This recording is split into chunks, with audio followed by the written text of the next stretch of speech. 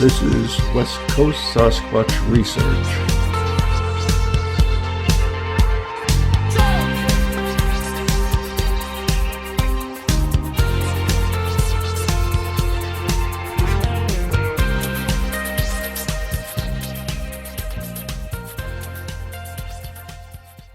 I need a commercial break. I wanted you to tell me if you can, if you give us a couple of exercises talking about the younger crowd here.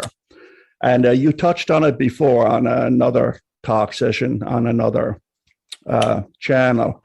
And people reacquainting themselves with the idea of spending time in the wilderness. Like, you go camping or whatever, it's 2:30 in the morning and you realize you shouldn't have had that last beer around the fire pit. Now you got to get up and return it to Mother Nature. So as you're unzipping the tent flap, ooh, I hear a noise. What could that be? I don't know if it's safe to go out there, but I'm not going to let the other people in this tent figure out that I'm too afraid to go out in the dark to take a leak. You had some words to say about that before. Well, I think such as, walking down a road with a flashlight. Yeah. No, again, I come up from a total different angle, and I do it as an educator. So it's not about, Sasquatch on the brain and everything goes through the filter of Sasquatch. It goes about capability. Because you can't up our game if people don't, and it's not that people aren't intelligent. They've just been spoon-fed way too much bad ideas, and that's cluttered their brain into thinking that clouds your brain or your capacity to see what you actually need to do. And so it's, again, like Parkinson's law of triviality. It's what most people are doing isn't doing what I would do. For instance, you've heard me repeatedly say, go out and take workshops on tracking, go out and do workshops on building structures or survival structures, go out and learn about nature, learn what you can eat in nature, all these other styles of things. Yep. And so what you're discussing is, if people would do this, it would give them an introduction before they come across the woo, mind speak, and being zapped. So you heard me say this to, I think it was Pat. And I said, what I'd like you to do, Pat, is I want you to go into the bush for 2 nights by yourself. Don't be stupid about it, but just go anywhere you want in the bush for 2 nights by yourself. And then at nighttime, when it's say 1 o'clock in the morning, whatever, don't take a flashlight with you. Just start walking down the road at night. So what I'm trying to do is teach people from the inside out the lesson they're trying to learn. So 7 rules of learning. First rule is don't do for the learner for what they can do for themselves. And what that is talking about is giving them the inside revelation of the lesson you're trying to teach them, because then they understand the wisdom of the concept knowledge of what you're trying to teach them. And you guys have all experienced this. So if you go walking down the bush at nighttime, what's going to happen is you're going to feel pretty secure about yourself because you can still see the fire going, and you can still see your vehicle in case you got to make a run for it. You got this confidence about you.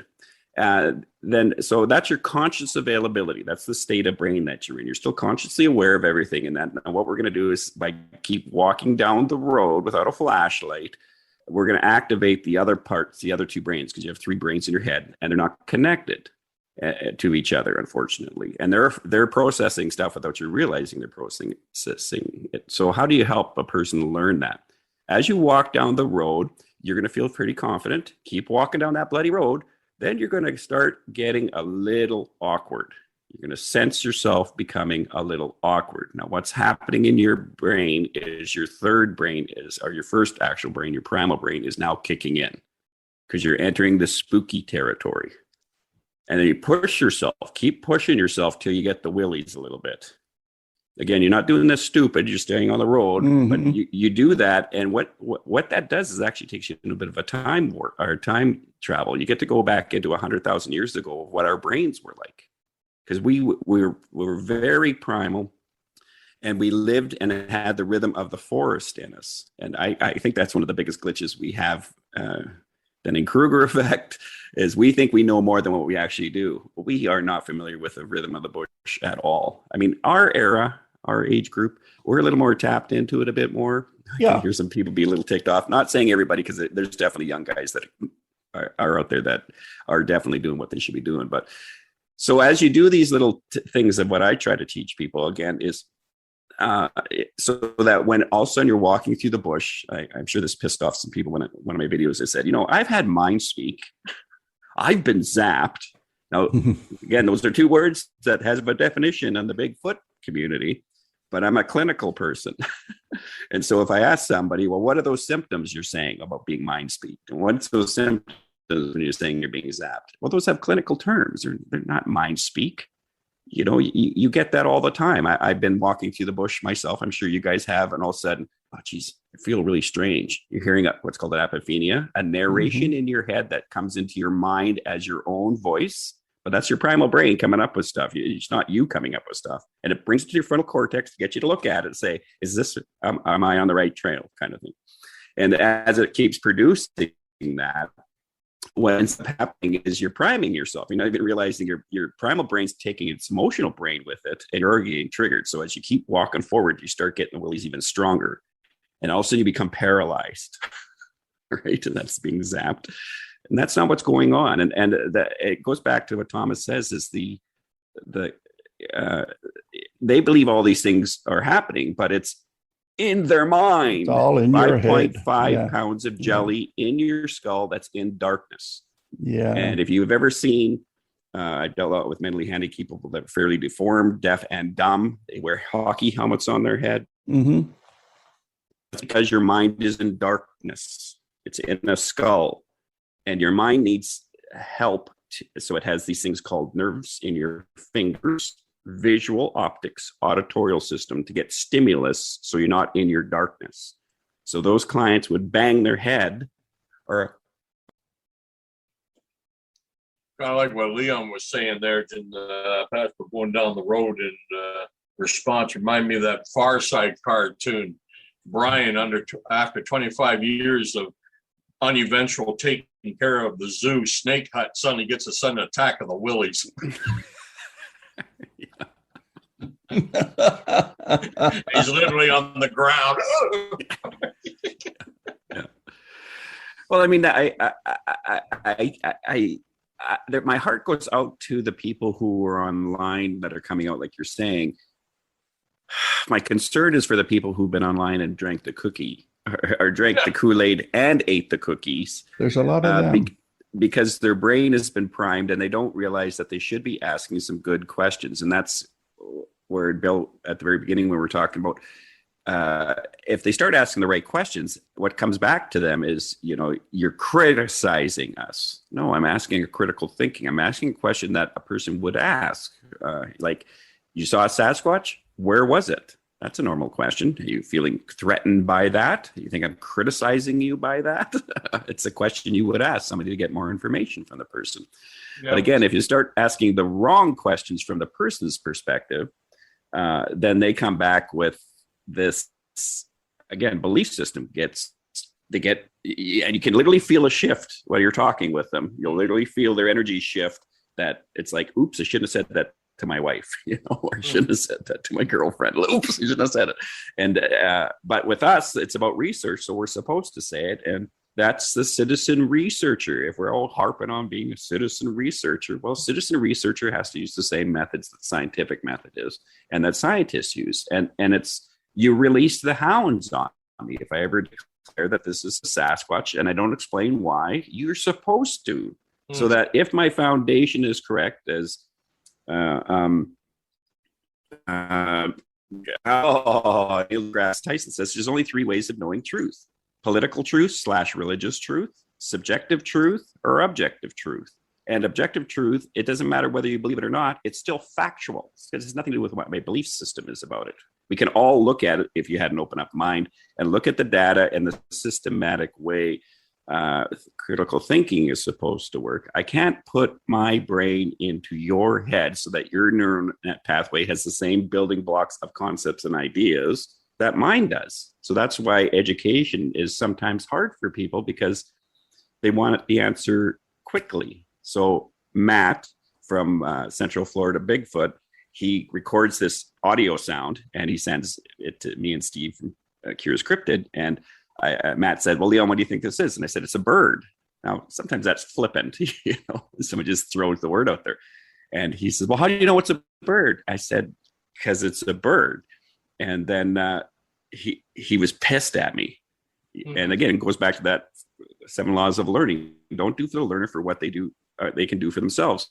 So he kept coming at me. Well, why don't you tell me what kind of bird it is? And I said, I'll tell you what, you prove me wrong. Go film the sound. Don't go film the Sasquatch, because if you can't even film a bloody bird, you're going to film a Sasquatch? Have you tried even filming a squirrel, a deer, a coyote? And the good thing about Matt was he did it, and he found out later it was an owl. And he also did the correct thing. He put the information on his channel. He was sincere. He told everybody I was wrong. What this is this. So that embarrassment of, that's what a good researcher should be doing, or a person who has a channel, is you tell and you use your own mistakes and your own flaws. And that's your humanity comes through your video, that you're not here to screw anybody.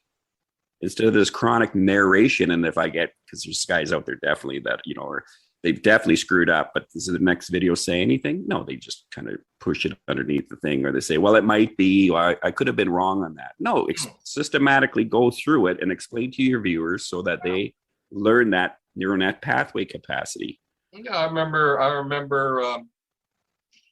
a researcher visiting me in my old house once, telling me about something he saw years ago. And as a boy driving by in a car, he thought he saw a young Sasquatch jumping all over the back of a moose in a body of water.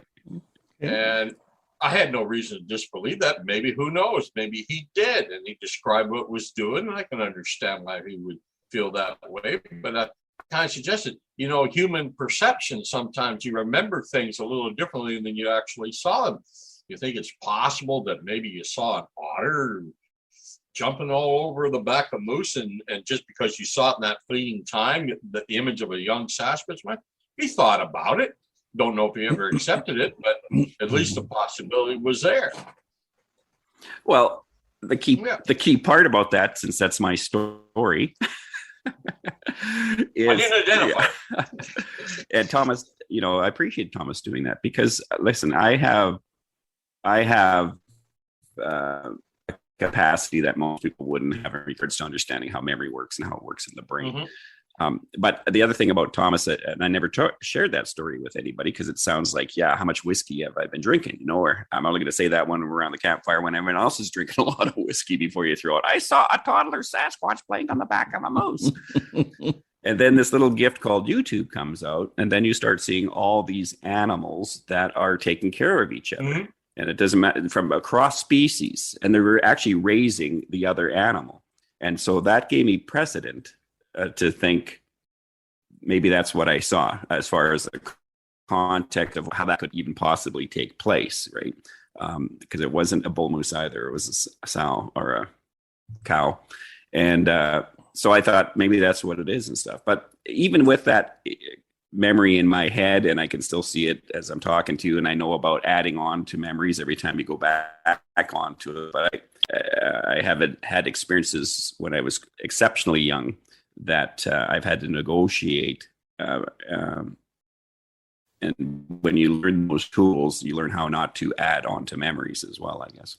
And so, but it doesn't matter in regards to, I don't look at that and say that, like a lot of people say, well, it was that got you into Sasquatch. No, that's not what got me into Sasquatch. The curiosity to see what people's belief systems got me into Sasquatch. Why do people believe what they believe? Why do you guys believe what you believe? Are you sure you know what you're believing is actually your own? Do you have thoughts in your head with emotions attached you feel internally of judgment, accusation, negative declaration, condemnation, and guilt periodically? Yeah, I get that all the time. Well, those aren't yours. How do you know, Leon? Because no one wakes up on a beautiful day and says, Jesus, it's a gorgeous day. I think I'll have thoughts of judgment, accusation, negative condemnation, and guilt in my life. You get that from somewhere. You just don't have it in your system. And a lot of the dynamics when you're looking at... Go ahead. Could you tell me, Leon, why some people are more predisposed to apply things to Sasquatch than others? Now, the reason I say that is because I've been more or less in and out of this for about 20 years. I'm reading books years before that, too. Yet I can go out into the bush day, night, whatever, and hear something odd or something that I never heard before. And I would never think Sasquatch. That would be the last thing that would come into my mind, you know? The other edge of that sword is that, like, I figure if I'm out in the bush and I ever come across a Sasquatch, actually see a Sasquatch, who the heck am I going to tell? If, more importantly, if I have video of a Sasquatch, what the heck am I going to do with that video? Because the very first thing is, yeah, sure, he's got a video. The guy's a nutter. He's been into Sasquatch for the past 20 years, and now he has a video, you know. I was just wondering, what is it that makes some people presupposed? It's because they have an interest in the subject, so everything is Sasquatch, while others who have an interest in the subject are, nothing, you know? I think that that comes up in a variety of packages. So you'd have to unravel a few of those packages. So one thing is, remember, everything that you have in your brain, the first time you experiencing any concept, idea, topic, or belief, your brain opens up a file and it puts the data into that file.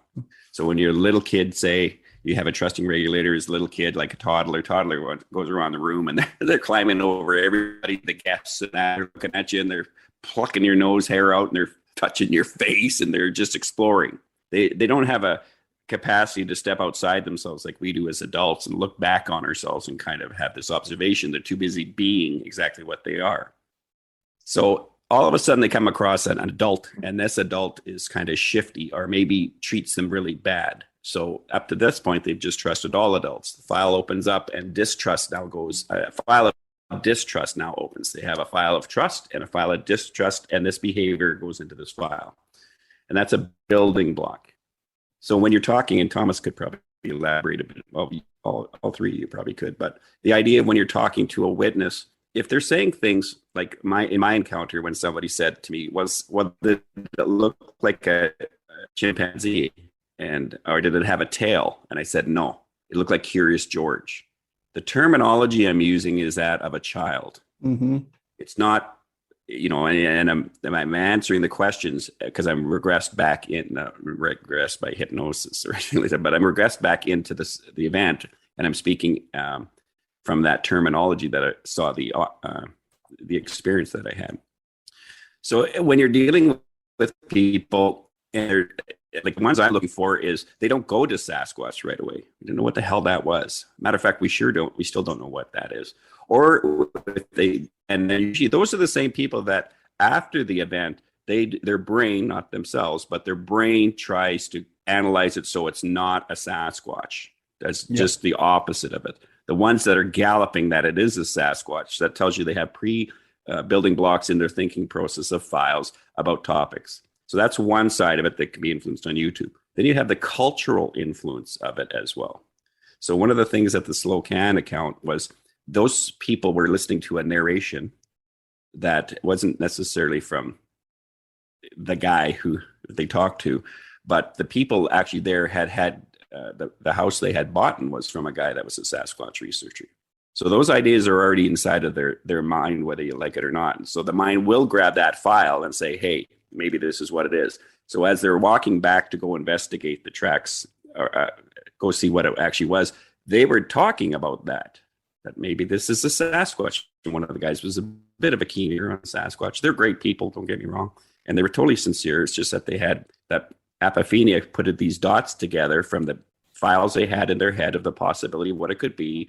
And it shot off endorsements because it's an exciting event. It's on Christmas. Then who gets to see a Sasquatch? And so you got all these pharmaceutical company in your brain that's shooting, endorphins and that, which is reinforces to your system you're on to something.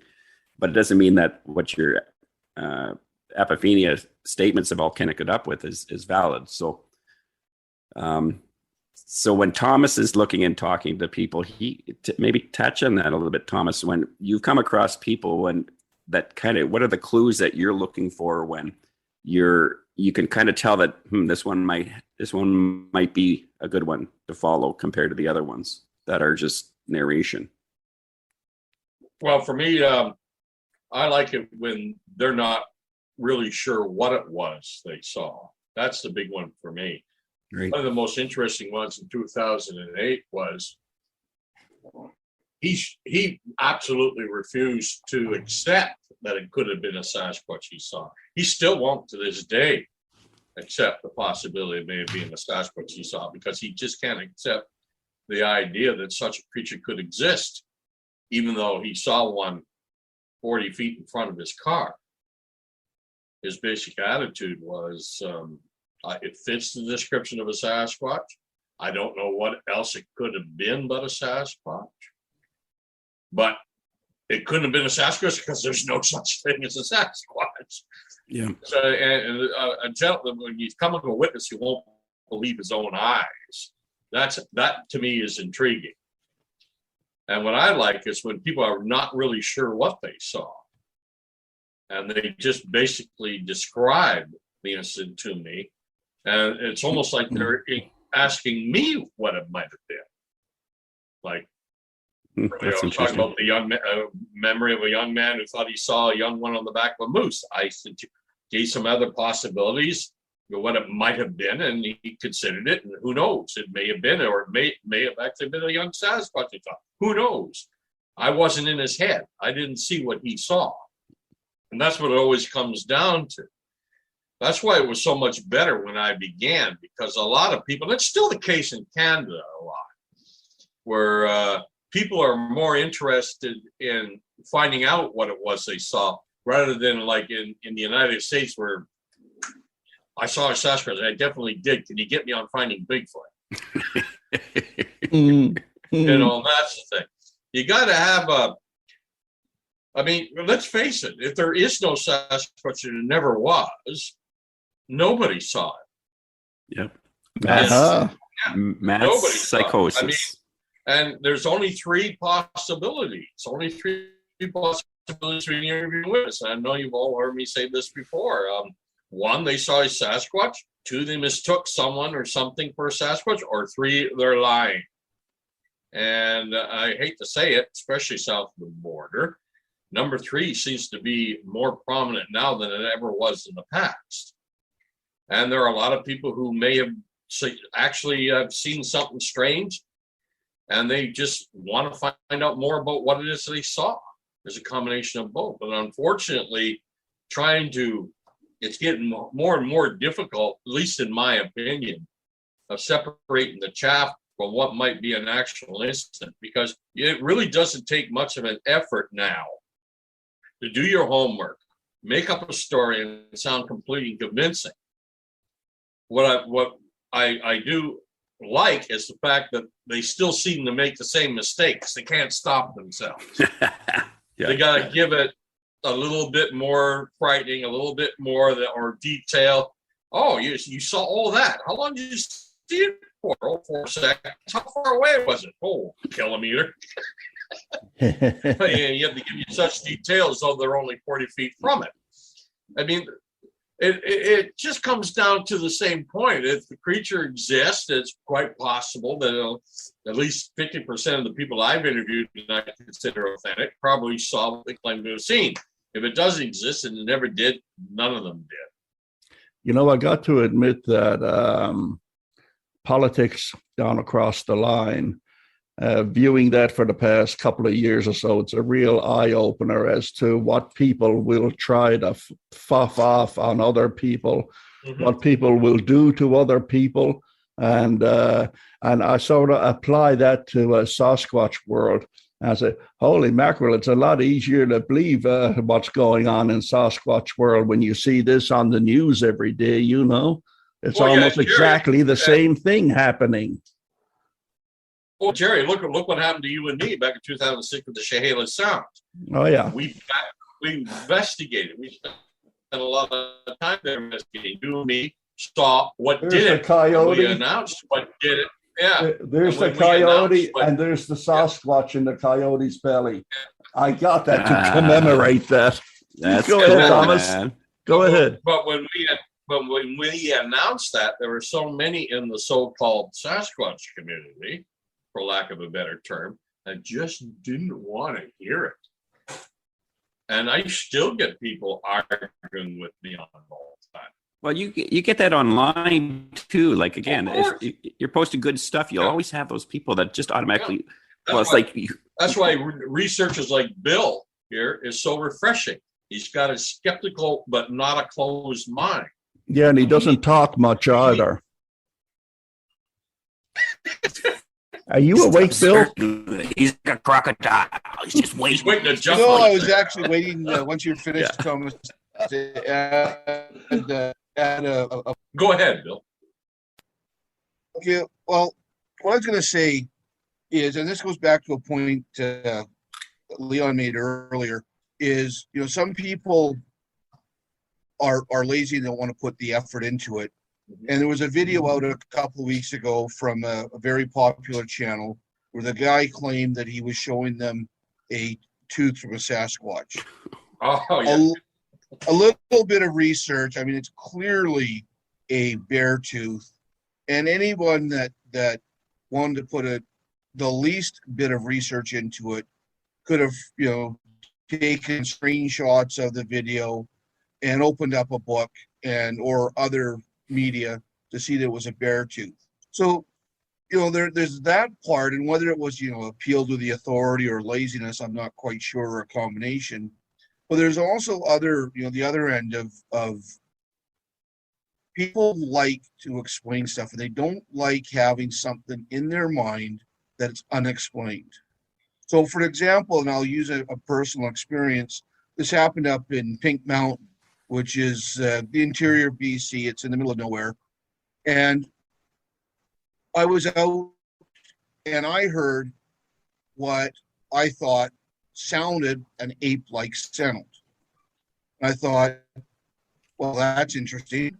And, you know, when I wanted to try to find out what that sound was, first thing I did is you looked at the usual suspects, you know, looked at for that area what type of owls there are in the area, birds, any other type of animal that's native to that area that could make that same sound. When I couldn't find it, then I expanded it to, okay, what type of animals normally don't come into this area, but might be within a couple 100 kilometers, because sometimes animals will be found outside the area. And I did all that research, and I couldn't find anything that sounded like the sound I heard. So, and you know, and I had a discussion with Pat. Pat said, oh, you go check to see if it's a cougar, blah, blah, blah. And that works if you have a target animal to try to compare the sound against in your mind. And I went through all the usual suspects. Couldn't find anything. So I sort of gave up on the chance of ever discovering what it was. And then as it happened a couple of years later, I'm playing YouTube roulette, and up comes this video that says, you know, 10 sounds that deer make that you wouldn't believe. And I grew up mule deer hunting and blacktail hunting, and I thought I knew every sound they make, which is arrogance in itself. Yeah. But anyways, when this video starts off, it starts off with, you know, some dick, which is a little species of deer in Africa, and then it did some fallow deer and some others. And then all of a sudden it came with this weird sound from a whitetail. And whitetail deer are in the Pink Mountain area. And I've hunted them in the past, but not a huge degree. But when I heard that whitetail sound, that was, and I never would have, unless that video showed it, I don't know if I would have believed that sound came from a deer. But again, putting the effort in, and I put the effort in, failed, kept it in the back of my mind, and then found something that sounded like it. So, I mean, people get lazy. They don't want to put the time in. Or once they say, well, I couldn't find the answer, they'll file it in as it's not, you know, it's Sasquatch. It could have to be Sasquatch, and they leave it at that. You know, another example is, you know, when people say, oh, I know it was a Sasquatch because it was bipedal. Well, there's videos out there that show black bear on 4 legs that you can see them running up a hill. And when you videotape from start to finish, when they're going up the hill at a certain incline, there's an optical illusion that they're walking up the hill on 2 feet. So again, this is where people need to put the research in is, we're fallible. Our hearing's fallible. Our eyesight's fallible. We fill things in. Pareidolia wouldn't exist if we didn't have that capacity. So again, we need to know what we don't know and also have confidence in what we do know. And ask for help. Put the effort in. Yeah, and ask for help with people who know more than you do. So the other part of that is don't ever underestimate the power of them wanting to get around you with that one. The second half of the story that Thomas was talking about was after we discovered a coyote's call. It took a couple of weeks because I didn't want to let it go at that. I wanted to find out what the heck, why they make that noise. It took me weeks, but finally I figured it out by going to the Calgary Zoo website. And on it, they had several different versions of coyote calls. And the third one was a rarely heard location call. I said, oh, press the button. There was my Sasquatch right there. The thing was about it, Thomas put forward that we had discovered the source of these sounds. First reply that came back, yeah, but on the tape, that was a Sasquatch impersonating coyotes. It's like you're talking to psychics. You're talking to psychics. They have all these counterbalance our statements. They say this, you say earthquake. I think Gerry just attacked his mic again. No, I think this time it's the camera. So, and going on with that, there are people, and again, this goes back to how much effort are you going to put into trying to change people's minds. Well, exactly. You can only put the evidence in front of them.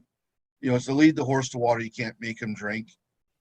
And that's what we do. If somebody is coming up and going, oh well, and I got into this debate one time with a lady, and I actually stopped responding to her because her hearing was so good.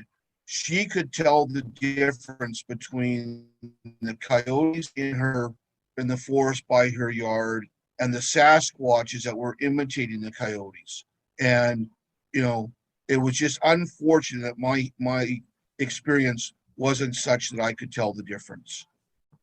Well, when somebody's trying to bring that argument up to you, either A, they're delusional, or B, they're an out-and-out liar, or I guess C, maybe Sasquatch are the great mimic, and I just don't have the quality of hearing, Well, we do lose a frequency zone there as we get over 30.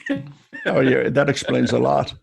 I lost a hell of a lot of frequency. Frequently. Keep forgetting that we're young in mind, but we keep forgetting that our body's like, no, we don't have the capacity we used to have. But the only thing I know for certain is that there is absolutely nothing new under the Sasquatch sky since the Patterson and Gimlin film. I hear the same remarks. I see the same videos and the same pictures and the same hoaxes over and over and over. The critically thinking Facebook page, which is a marvelous site, they put this stuff up there and say, oh my God, that was debunked back in 2003, totally 100% stomped on, ground into the ground, never to come back again. And yet there it is again. It's just amazing. Who here, raise your hands, who thinks that an alliance of websites, Facebook pages, YouTube channels, and whatnot promoting scientific study and focus to its visitors and members, who believes that could accomplish anything in trying to turn the Sasquatch world around? Do you think that's an answer, or would it just be another us and them situation? I think you have more of a chance hurting chickens. Cats, You cats, and chickens. Yes. to getting a bunch of, I mean, part Jello of what, into a toothpaste tube. Yeah. I mean, part of what makes Sasquatch researchers, or enthusiasts, whatever term you want, is, as a general rule, we're individualists. As a general rule, we don't care what people think about us. We're probably the exact wrong personality type to try to form into an association and put a cohesive message out there. You know, I'd love it if we could, but we'll just make Thomas our IT guy if we do that. Oh my God, here we go. A new adventure for sure. Yeah.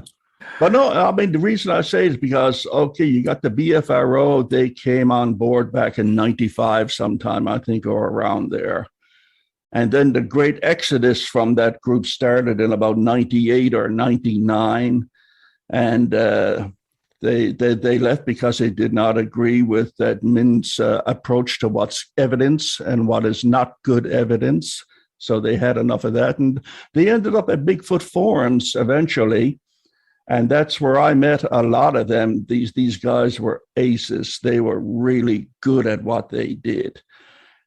And after they got fed up with all the evidence and everything that was presented on those forums and all of the misinformation and everything running rampant, they started their own organization, SRI, Sasquatch Research Initiative. These are all ex-BFRO guys and gals. They were really good at what they did. They had the expertise, they had the knowledge, and they had the means to be able to get the information that they wanted. At the time, though, I was burned out at that time. I had enough of Sasquatch World and everything to do with this, so I just dropped out for about 5 or 6 years.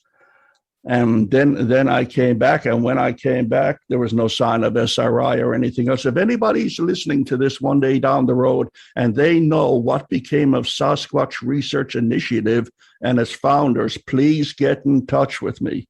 I would love to know, because they were an excellent alternative to many of these other research groups that were out there. They did everything not to copy themselves after any of them. They wanted to do their own thing, and I joined them, but I left a few months after because, like I said, I was burned out. I had enough of Sasquatch. And then I got the bug again and came back, and it was after Bill passed on. I said, well, come on, it's time to do something here. Instead of just sitting down reading books and reports, let's get involved. But what can I do?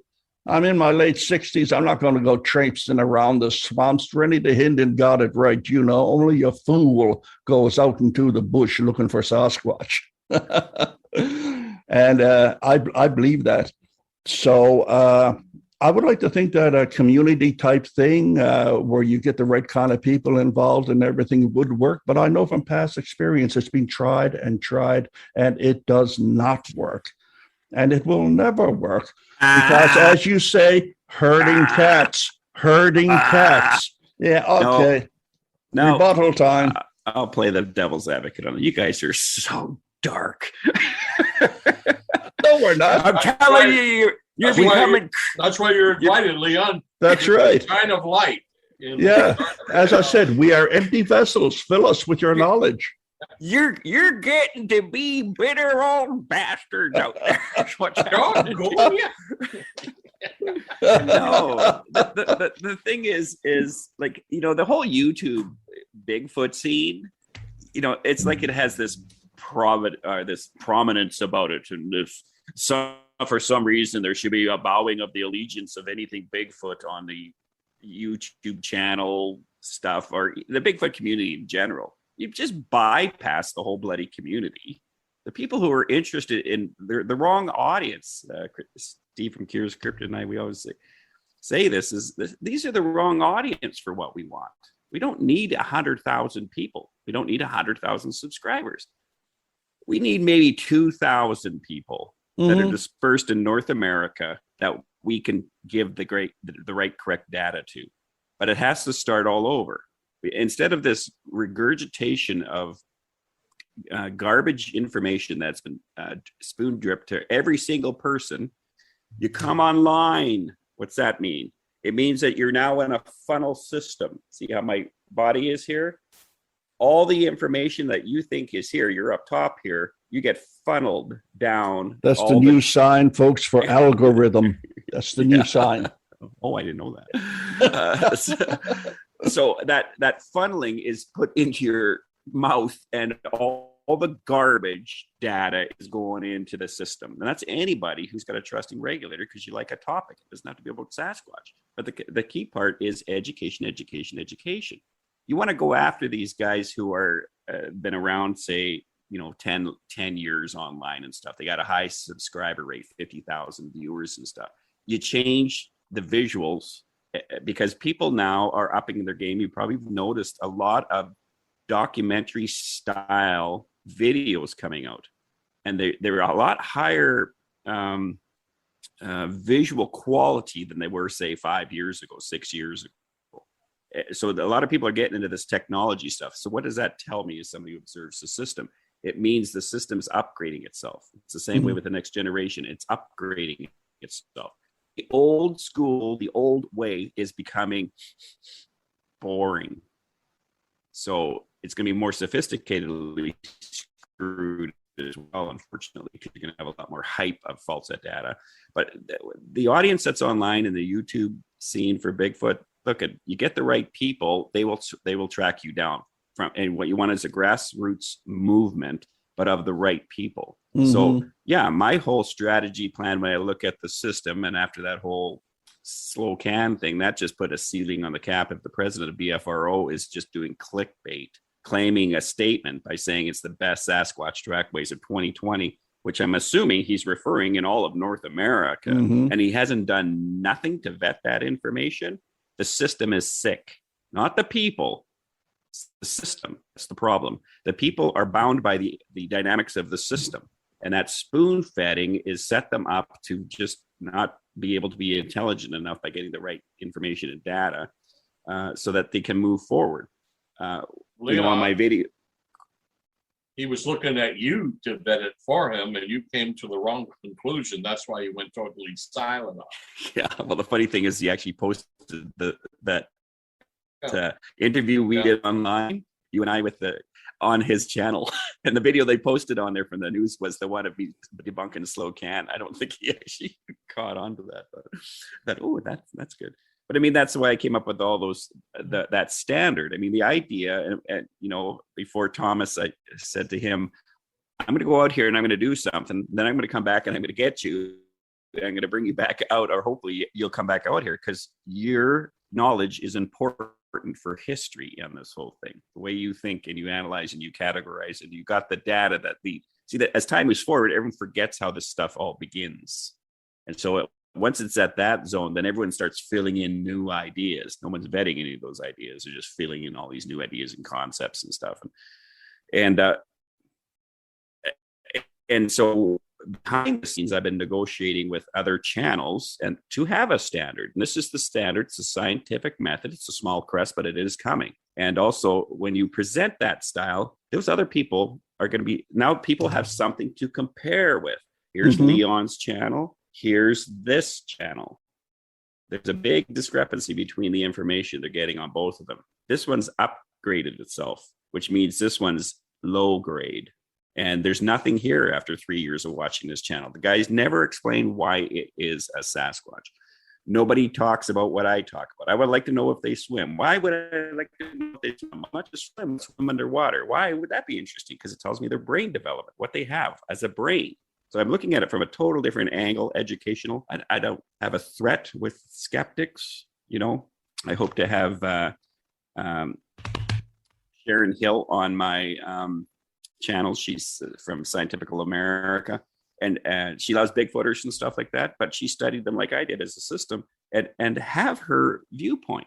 Because if you can't see what's going on now, yes, yeah, So ideally, everything's objective. You have to look at a system down here. That's what keeps it objective, and we can see what the problems are on it. You can't do that when you're dealing with another belief system that is so largely used with viewers such as YouTube in regards to this topic, Sasquatch / Okanagan Bigfoot. And the idea about doing it objectively is you have to leave the system. So if you have a toxic system, I can't remember, I think it was Sean that was asking me, what do you do if you're in a toxic system? You have to get out of the toxic system, because after a while you'll start buying into the Kool-Aid, and you have to get out of it. And then what happens, say a dysfunctional family system, you have to get out of the toxic family system. So I'm the youngest son, say, I'm observing what's going on here. There's something crazy. I can't do this anymore. I can't pretend to believe what they're all believing and what they're doing. It's not an arrogance thing. It's about moving up and awakening. So you leave the system. Then what happens in the family system is somebody in the system starts saying, I wonder what little Leon's doing now. Oh, he seems to be over there. Oh, that looks interesting. Wonder what he does. Checks out what I'm doing. Can taste the flavor of this stuff. See, if you're in a toxic system, dirty water to you tastes normal. You don't know it, though. And that's what the scientific method is about. So if you're in a healthy system, you drink clean water. So from somebody who comes from used to drinking dirty water and thinking that's normal, comes over and starts drinking clean water, they go, that's refreshing. And that's the imprint we have to do. Look at you. We're all old guys, right? So the younger generation will be doing this probably we'll be probably dead, but that's where they're moving, the younger generation. And so that's the key part is, in regards to, it's all going to evolve. It's all going to flip. All systems flip. And they'll either flip, well, all systems will flip. It's kind of like something falling over that has sand on it. The sand spreads out ahead of where the target used to be. And out of those granular parts of sand, new direction starts, or new ideas start. And they're usually upgraded. You're still going to get the shit stuff. But that's what I've been doing for the last 5 years, and what I'm hoping to keep doing as a hobby of interest is to keep showing people this is the next platform, this is the next way of doing it, this is the direction you want to go, because your body, if you don't give it an emotional imprint to move towards, it can think about the idea, but it doesn't know how to get to the target, because it doesn't feel the outcome of the reward of getting to it. Well, I think that's what we're all here for, is to make sure they're fed that clean, clear water as much as possible. I'd rather have 30 subscribers who come back every podcast than have 300 who just come to looky-loo and disappear. At least I know I'm getting to 30 individuals who are buying in. And that's all I can hope for. That's great. And I've said that over and over. I'm not here to have 100,000 subscribers. I don't need 100,000 subscribers. No. As a teacher, an educator, I have an audience. So right now I got 1,300 people, I guess. That's just after 5 years online. Mm-hmm. Should have a lot more than that. But I've been flying under the radar, taking in data, being part of the community, right? But the thing is if I had a classroom of 500 students that came back every week and I could give them the right information, they're going to touch one other person. So when you think of 2,000 people who are really trained in the bush in a variety of fronts, so that when they're with these other people, they say, well, there's a tree snap from a Sasquatch. And then you can walk over to it and you can see, you recognize it's diseased. You recognize it actually had a flaw in its DNA structure. You recognize that it was a bull moose that lined over top of it when the snow was really high and it busted it off. And that's why it's up 12 feet. Doesn't make any sense. It's up 12 feet.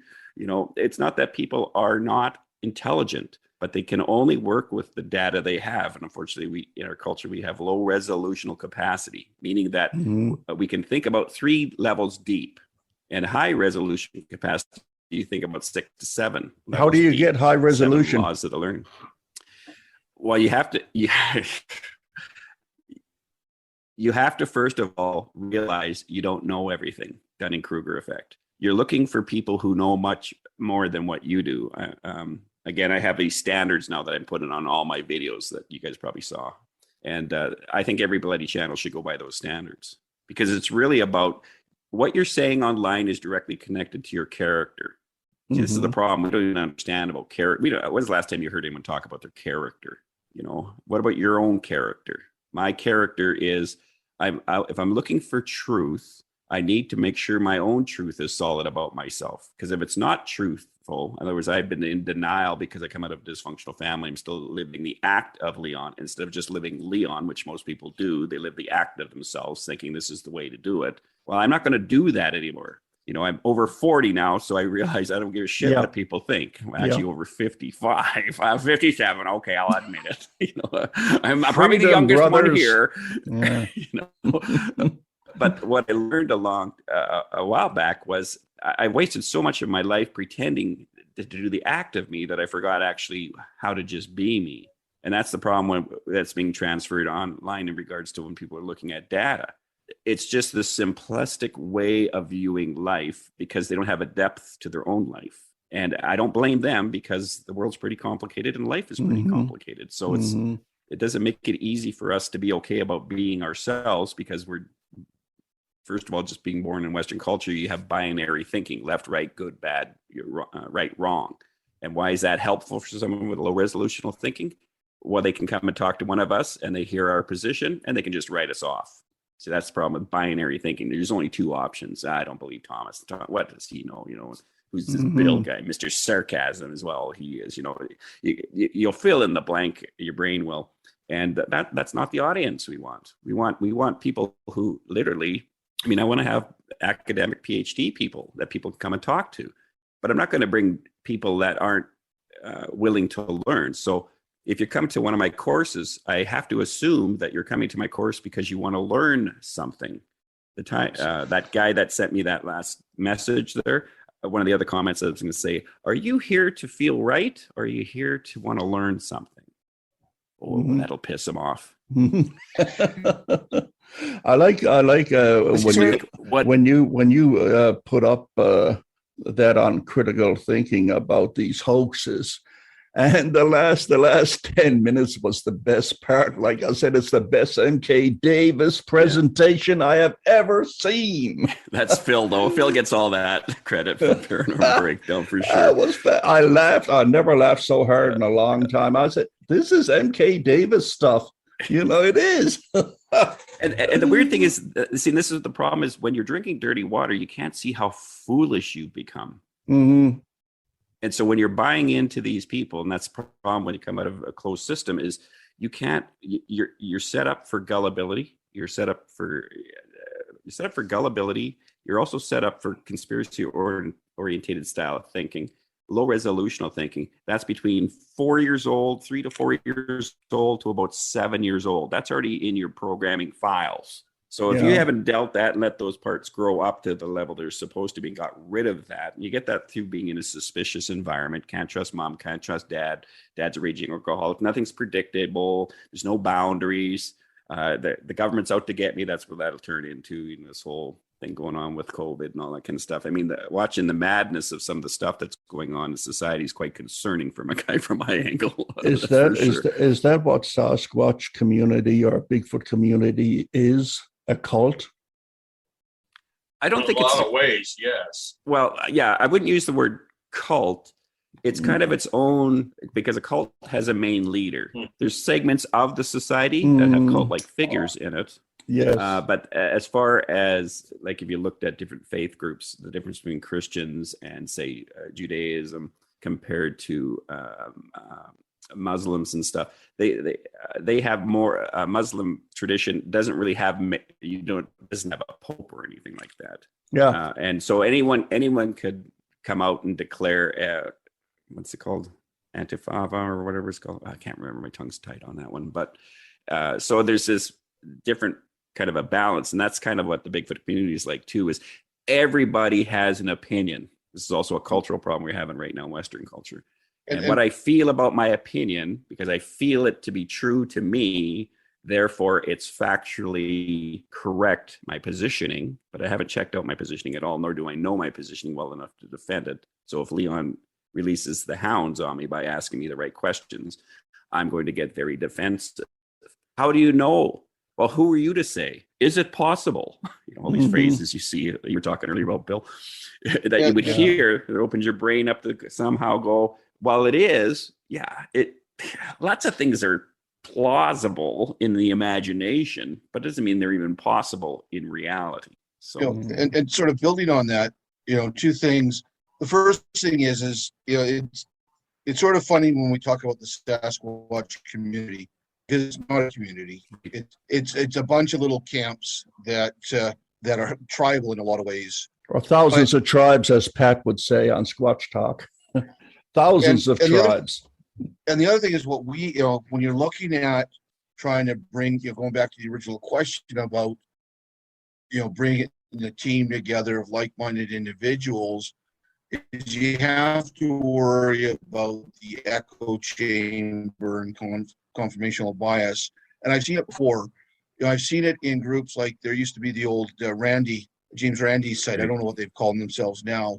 And I saw some of those guys, because there's PhDs in that, their level of arrogance was horrible. And I know one member that was on the Bigfoot forum on his SAS Skeptic, and he was on Bigfoot, and he was trying to make himself off that he was a real nice guy trying to research Sasquatch. Then he was going back onto the Randy forum under a different name and making fun of the people that were on Bigfoot forum and how he was, trolling them.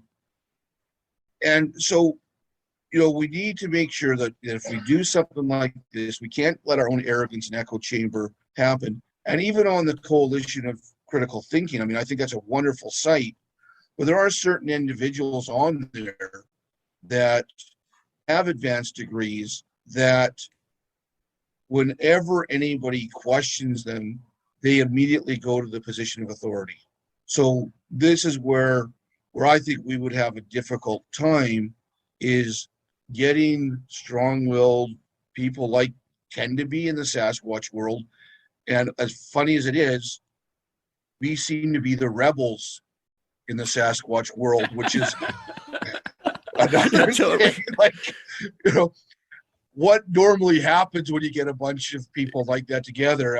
I would love, for what Leon's trying to bring forward, I would love to see that come to fruition. I would love to see people using the scientific method, using critical thought, and not just in the Sasquatch world. Yeah. Well, yeah, everywhere, but everywhere in our in your little life. corner of it, just fixing what we can in our little corner. Well, and I think that's the key part. Whenever I'm dealing with anybody in Sasquatch, and you guys have watched me on shows and that, I always go back to your perception of yourself, because that's what matters. You think the topic of Sasquatch matters as much as your perception of yourself? No, but they're both related. And it doesn't matter what topic, whenever I'm invited to teach it on different platforms or forums or topics, it always goes back to that one point. So, when I look at critical thinking sites, and of course I'm studying the systems of critical thinking sites of Bigfoot, they're in the system, but they don't think they're in the system, or the system has affected them, but the system has affected them. How do we know that? Because when a newcomer comes on that site, they release the hounds on the newcomer. And the newcomer doesn't know that this bloody video has been circulated, or the newcomer doesn't have any ideas about Sasquatch and is throwing ideas out. But ferociousness, I don't know, I have 3 words in my head I'm trying to melt them together, that comes at them, which that's happened to me on that site, or on one of the sites that we're talking about. I always shook my head and I thought, this is not even a critical thinking site anymore. Now, whether it's not, I'm not sure if that's what they're trying to be, a critical thinking site, because a critical thinking site, again, doesn't behave that way if they're a critical thinking site. That's the point. Yeah. But again, if a system's toxic, you can't help just by the energy or the dynamics of the system to not be affected by the toxicity of the system. And if you had a critical thinking site about Sasquatch and you've had it for 10 years, you've had 10 years of dump trucks after dump trucks after dump trucks after dump trucks after dump trucks, and people saying to you the same bloody phrase, well, how do you know? Well, I disagree with you. I have no idea what they're talking about. It would be frustrating for a person on there. That's why I'm saying you have to, at least in my opinion, you ignore the people who have the so-called power authorities, or the platforms that are that. YouTube would be that, or the idea that I owe anybody on YouTube, if I came across a Sasquatch and a dead body, that I would have to show people online my Bigfoot. That'd be the last thing. That'll never happen. That'd be the last thing. If one got hit by a car or something like that, or I found a dead body, that's the last person I'm going to go see. I'm going to get the right people to take a look at it so we can figure out what we're dealing with. And then you will disappear and never be heard from again. That's right. It's of course, because we live in Canada. We know that we like beer, so I'll be drinking a lot of beer. It's Kokanee, I hope. Have Rennie spinning around in his grave unless it's Kokanee. No, I was thinking of the Men in Black, actually, but okay. No, we don't have Men in Black in Canada. We have men in kilts. They hop and skip and they jump around. Yes, we're coming to take you away, lad. You don't know where you're going, but it's going to be a fun place. We'll tell you that right now. The conspiracy-oriented stuff in regards to Bigfoot. That is dangerous like you say, it's dangerous when a bunch of old guys get together. We're going to destroy the world as you know it, and I feel fine. Wow. Man, there's a whole lot of stuff to consider and ramifications and everything else when you get involved. Quality takes time. That's the other thing. People don't like time. They want quick.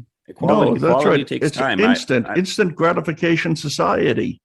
Right? And so when you're trying to develop any thought or new concept and idea in a system, that takes time. It's like moving a huge ship.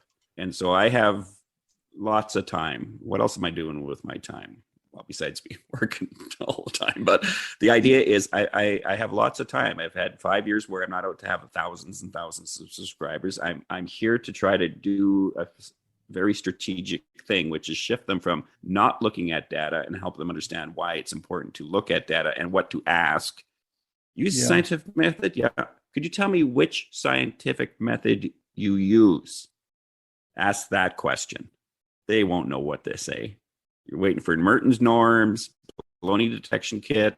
You're looking for a specific phrase because there's scientific investigations. You use a formula.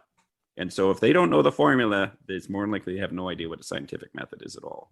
And that's the problem, again, with low resolutional thinking is we think, and Dunning-Kruger concept again, is we think we know more than what we actually do because everyone's parroting it. And I did the whole thing. I parroted the whole thing. I'm glad I filmed the whole thing. And I was totally wrong about the whole thing. And I could get to show people now that I was a moron and I didn't die from it. See, people need to know this. Yes, that's very embarrassing. Yeah.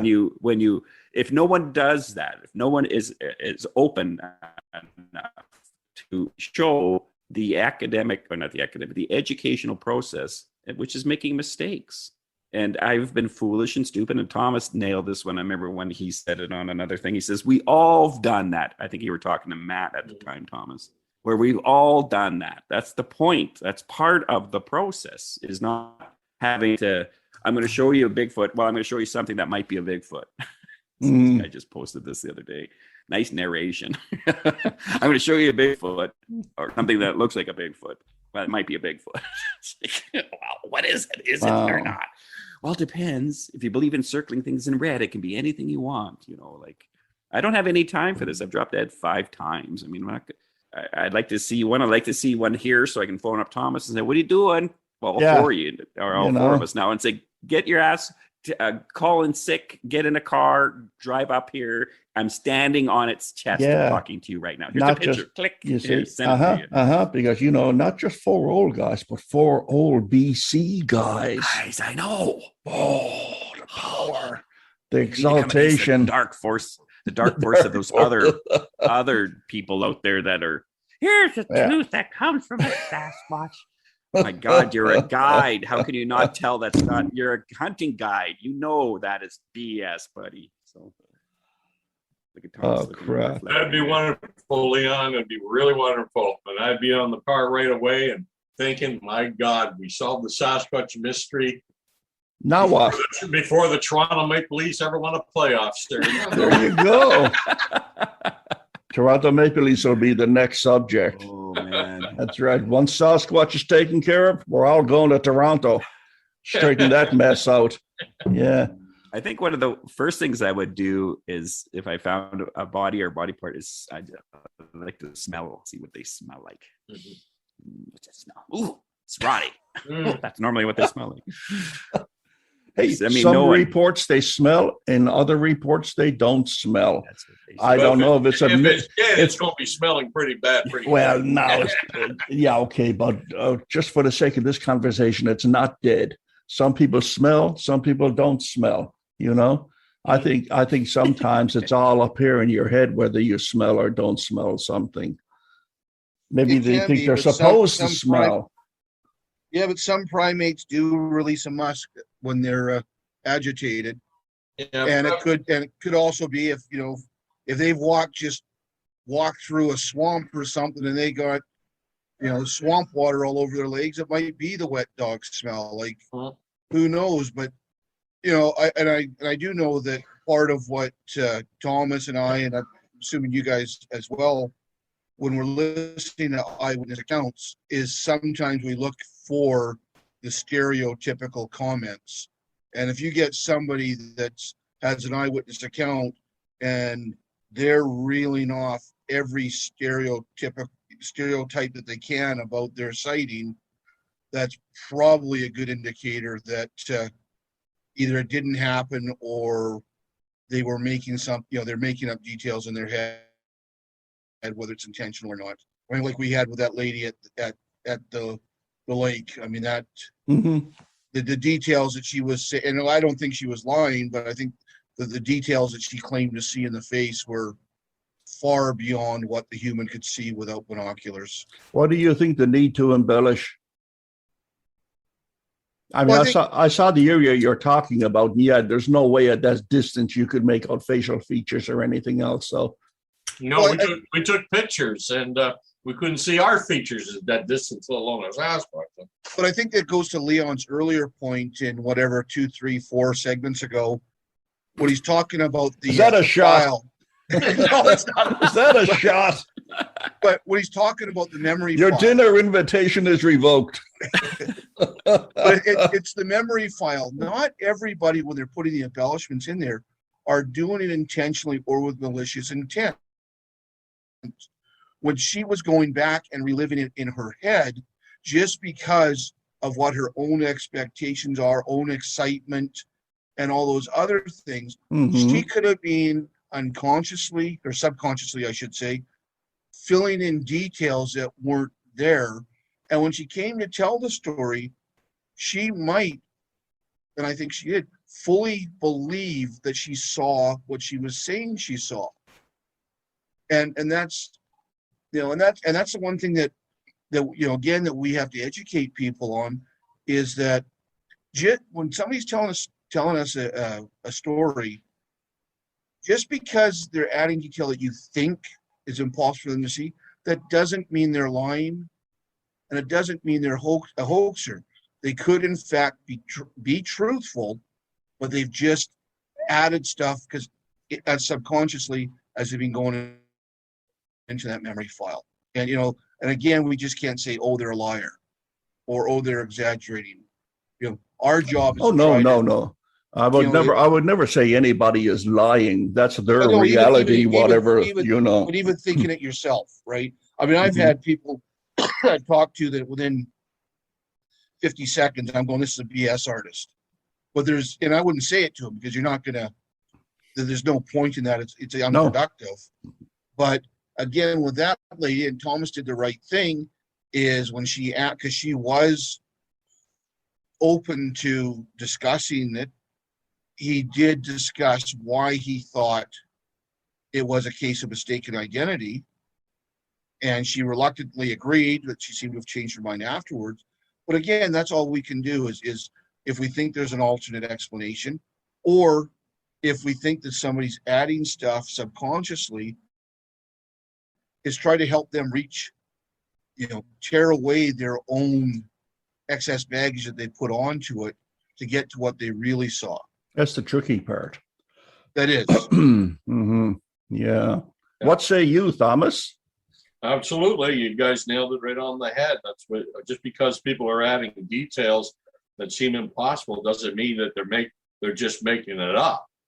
It could be an indication they really believe. I mean, the best example of that has got to be the bus driver, Pat Lindquist, who was the main victim of the 1977 hoax. Yeah. his description was so incredible compared to the actual suit that was used. But I think in his mind, he actually really believed he saw a 7-foot hair-covered creature that smelled like a sucker pit and had flaring nostrils in his mind. Yeah. When in fact he was chasing a 5'11" guy in a very bad rubber gorilla suit. The human mind is a scary thing, a convoluted thing. Mm-hmm. Yeah, that's why we were so fortunate to have Leon here tonight to give us some insight into the inner workings of the human mind when it comes to Sasquatch and other cryptozoids. I can't figure out your guys' brains. I've been sitting here for an hour and a half. I still. That's right. That's because, my friend, underneath this, I have Alcan of aluminum foil on my head, so you cannot pierce me. I said, I'm going to be darned if I'm going to let Leon on my podcast so he can psychoanalyze me as I'm talking. No. Well, I was going to point out the times where when you go and edit this, you'll see us, all four of us, doing this. Same time for body language. Or this. Or this. Yeah. This is Thomas. This is here. Or this. Yeah, that means no, I don't think anyone's do that. Yeah, I'm used to that one too. Yeah, Leon, great to have you, man. I'm going to cut this short before boogity happens again, and no one's going to answer another email from me, so forget it. Guys, thank you very much for this tonight. Bill, thanks, man. It's always an intelligent conversation with you every time. Thomas, you the man. What can you say? You got it all. Yeah. I often sit and wonder to myself, what would Thomas do? And then I go get a pipe and I light it up and it goes away. It's fine. That's all you got to do, man. You're my hero. Leon, man, thanks very much for coming over tonight. Really appreciate it. And I hope to see you again, too. And by the way, when do you expect to have your platform set up and get your organization going later in the fall? I'm not sure. Hopefully before the end of this year. It takes a while to get this. I've got interesting people coming on, though. I know that. So how do you go about finding people who you want involved with it? You got to do a bit of vetting there. Can anybody come in? Nope. We'll start off with about 100 people that can come on. Mm-hmm. You'll be assigned a code number.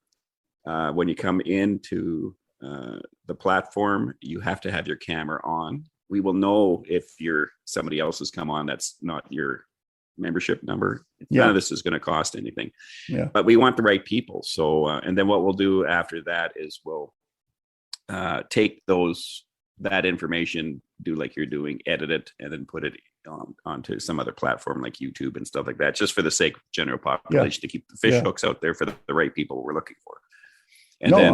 And the guests that we'll have would be specifically for certain topics. So if you're into structures, we'll have some person that knows about structures more than anyone else probably does.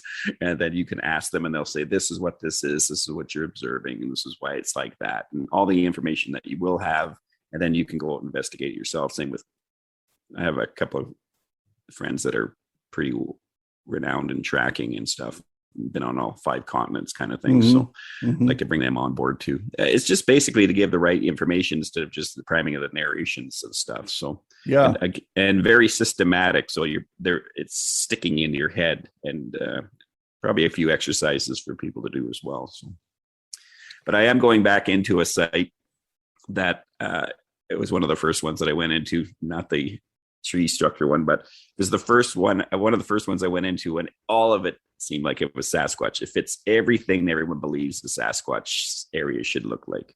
And I'm going to go back in there. That sounds scary. Holy mackerel, man. Do you know what you're doing? No, but it's not Sasquatch. That's the point. So I'm going to go in and dissect it, and I'm going to let people watch the original video and say, I want you to watch it first, because it'll prime their brain, and I'll say, this is exactly what we hear online. And then I'll systematically go through all of the points to show them what it actually is to them. That's the data and information I'd like to provide for people. That sounds like a pretty cool project. So it gets out of the way, and and stop wasting. My God, we're wasting way too much time on nothing. Absolutely nothing. The wrong thing. Find moose tracks. Anyone out there listening to me right now, and you're in BC, you come across moose tracks in the snow, you contact me. You heard it first here. We'll teach you first how to analyze it to make sure they are Sasquatch tracks, but then contact us. That way we can send a team up there and follow them for a long time, get a lot of environmental data off it. So, Well, Leon, you had the last word. Sorry. Because Thomas is asleep, Bill wants his dinner, and it's getting dark here, and I'm afraid of the dark. okay. So I got to go. Thank you, boys. Thank you. It's been See you, a gents. really fun show, man. We got to do it again sometime. 4 old guys from BC. That's going to be a new channel. You bet. 4 BCers. 4 BCers. That's it. Yeah. Okay, guys. That's our birth date. Nice one, Bill. Totally. I thought he was supposed to have the last word, not you. I got the last word. Good night, guys. Thank you very much.